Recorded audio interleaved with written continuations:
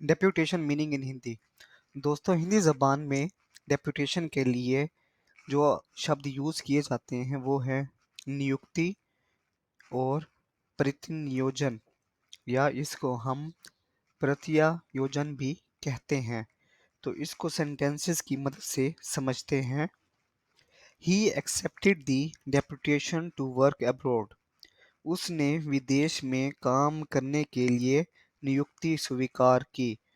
तो इसको हम एज ए अपॉइंटमेंट या असाइनमेंट के तौर पर देखेंगे कि किसी खास स्पेसिफिक ड्यूटी, रोल, प्लेस या एक अथॉरिटी के तहत किसी काम या जॉब के लिए अपॉइंटमेंट की जाए।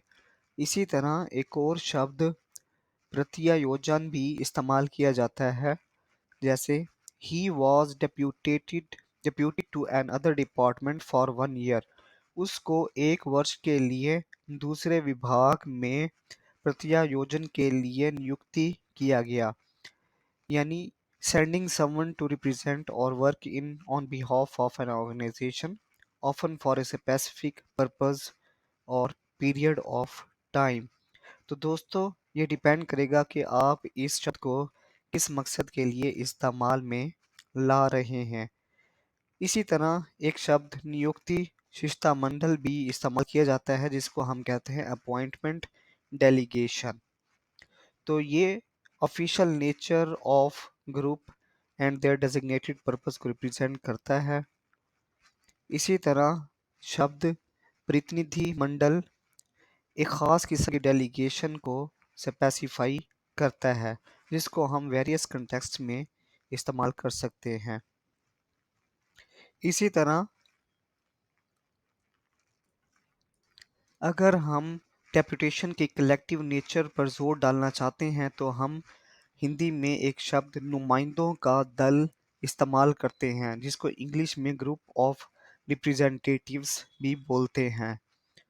तो हम नियुक्ति शिष्टमंडल को एक फॉर्मल कंटेक्स्ट में इस्तेमाल कर सकते हैं, जैसे official purpose of the deputation. इसी तरह प्रतिनिधिमंडल को हम डेलीगेशन के लिए वेरियस सिचुएशंस में इस्तेमाल करते हैं। इसी तरह प्रतिनिधि की नियुक्ति, यानी if you want to focus on the act of appointing a representative, यानी हम अगर एक ख़ास जगह पर अपना नुमाइंदा नियुक्त करना चाहते हैं तो हम ये शब्द इस्तेमाल करेंगे।